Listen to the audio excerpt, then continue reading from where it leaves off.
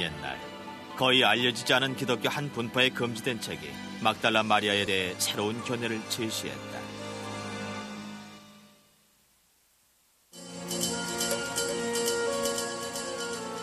고대 역사와 성서를 연구하는 학자들은 일생 동안 고대 문헌이 발굴되기를 간절히 바랬습니다.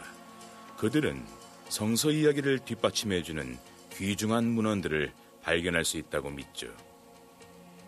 고대 문헌들이 중동의 모래밭 깊숙한 곳에서 발견되기만을 기다리고 있을까?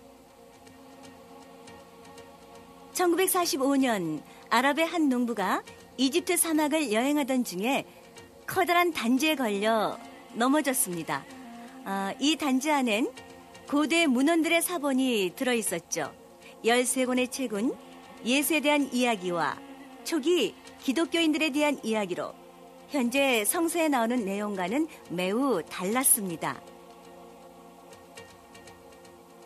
이 농부의 이야기는 소설이 따로 없을 만큼 재미있습니다.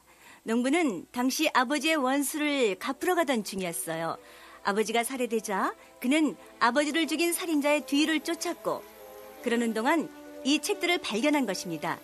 그는 책을 집에 가져가서 어머니께 드렸고 그의 어머니는 그 귀중한 책들을 집더미 위에 던져두었죠. 그중에 몇 권은 타서 재로 변했습니다. 살기 어려운 척박한 환경에서 가장 중요한 것은 불씨를 살리는 것이었어요. 그의 어머니에겐 귀중한 고대 자료보다 훨씬 중요한 일이었습니다. 우여곡절 끝에 성직자들과 학자들이 그 책들을 손에 넣었습니다. 농부가 결국 원수를 갚고 쫓기는 몸이 되었는데 농부를 체포하러 온 사람들이 농부의 집에서 그 책들을 발견하게 되었어요. 그렇게 해서 결국은 미국과 유럽의 학자들에게 그 책들이 넘어갔고 마침내 그 책들이 번역되어 출판됐습니다. 나그 하마디 도서관이 발굴됨으로써 많은 학자들은 꿈을 실현할 수 있었습니다. 당시 초기 기독교 학자들은 나그 하마디 도서관 유적지에서 발굴된 고대 문헌들을 들춰보자마자 흥분을 감추지 못했어요.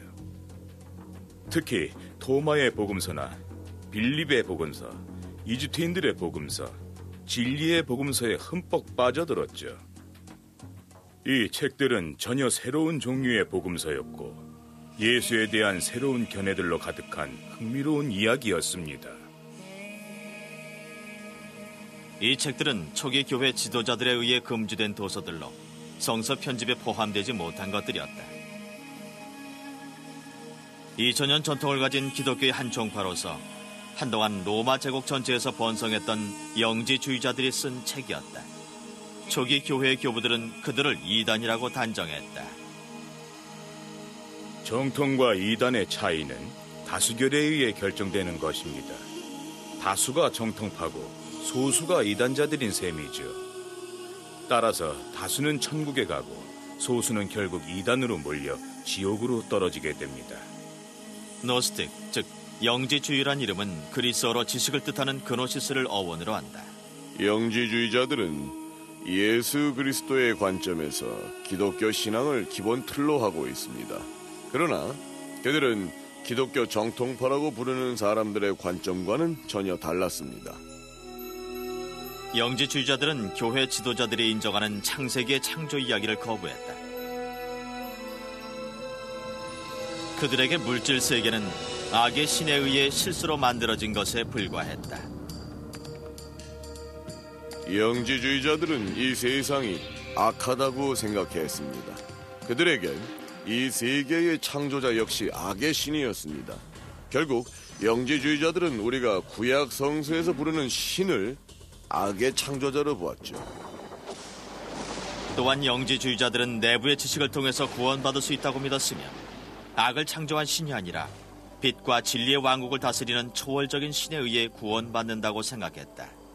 흥미롭게도 영지주의자들의 문헌 중에 자신들을 복음주의자라고 언급한 문헌들이 몇 개 있습니다. 영지주의자들의 설교집을 보면은 이렇게 말한 대목이 있어요. 형제 자매여 깨어나라. 내 안에 주를 깨우고 내 안에 빛을 깨워라. 너희는 잠들어 있고 무지몽매하다. 이제 깨어날 때이다. 아마도 그들의 혁명적인 생각 때문에 어떤 이유에서건 간에 그들의 운동이 점차 힘을 얻기 시작했을지도 모른다. 초기 교회는 영지주의자들의 책들을 금서로 분류했다. 그 중에서 가장 큰 흥미를 자아내는 책은 마리아의 복음서였다. 이 책은 매춘부로 알려진 막달라 마리아에 대해 완전히 다른 견해를 제시했다.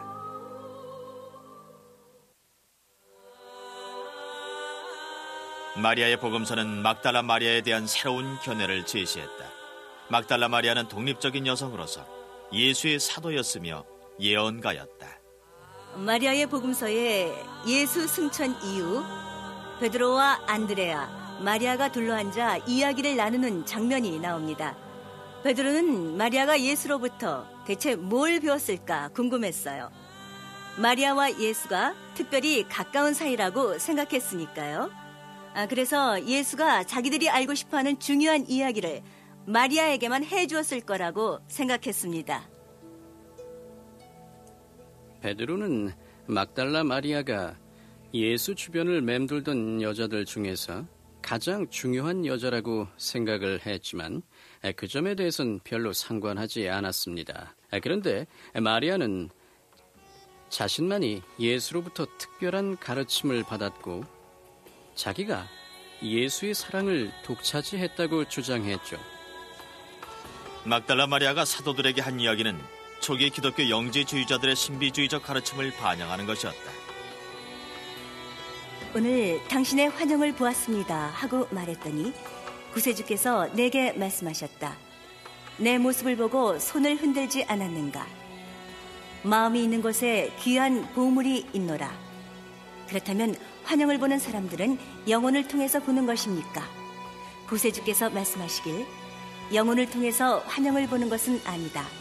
그러나 우리의 마음이 그 안에 있기 때문에 환영을 보는 것이다. 처음으로 사도 안드레이는 그녀가 배운 가르침이 좀 이상하다고 느끼고 어떻게 예수가 그렇게 이상한 걸 가르쳤을까 생각했죠. 그때 베드로가 마리아에게 물었습니다. 그녀가 한 말을 토대로 한 게 아니라 그녀의 성별과 관련된 질문이었죠. 어떻게 예수가 우리가 아닌 여자에게 그런 얘기를 할 수가 있을까 하고 물었죠. 그때 사도 리바이가 막달라 마리아를 변호하고 나섰습니다. 이복의 베드로, 자넨 항상 성질이 급하군. 예수가 마리아를 소중하게 여겼는데 어떻게 우리가 막달라 마리아를 판단할 수 있겠나 하고 말했죠. 마리아의 복음서가 기독교 성서에 포함되지 않은 이유는 여러 가지입니다. 그 중에 하나는 물질 세계를 바라보는 영지주의자의 관점이 신약 성서와 맞지 않았기 때문입니다. 그리고 막달라 마리아가 이야기한 내용에도 문제가 있었죠. 그녀가 얘기한 모든 것들이 올바르고 솔직했다면 또 그녀가 정통교리를 이야기했다면 문제는 달랐을 겁니다. 그녀는 모두 예수의 가르침이라고 했지만 신약 성서엔 포함되지 못했죠. 여자들은 지적이지도 똑똑하지도 올바르지도 않다고 생각했기 때문에 여자들을 정신적 지도자로 생각할 수 없었습니다. 때문에 막달라 마리아가 문제였어요. 예수 승천을 처음으로 알았던 사람은 바로 막달라 마리아였습니다. 남자들이 아니라 막달라 마리아였어요. 따라서 막달라 마리아가 높은 지위에 있었던 게 분명합니다. 그러나 나중에 신학자들이 고대 문헌을 분석하기 시작했을 때 물론 그 신학자들도 거의 남자였습니다. 그들은 막달라 마리아를 비판하고 악기가 쓰였다거나 문제가 많은 여자로 묘사했죠. 예수가 정말 사랑했던 여인이라고 하는 것보다 차라리 매춘부라고 하는 게 훨씬 간단하고 속 편했습니다. 당시 교회의 분위기를 그대로 반영한 것뿐입니다. 남자와 여자의 역할이나 지위에 관한 논쟁이기도 했죠. 초기 교회에서 막달라 마리아처럼 거침없이 자신의 의견을 얘기할 수 있는 여자들이 들어갈 자리는 없었습니다. 마리아 복음서에는 분명 여자들의 자리가 있다고 얘기했지만 신약 성서에는 그런 자리가 전혀 없었죠.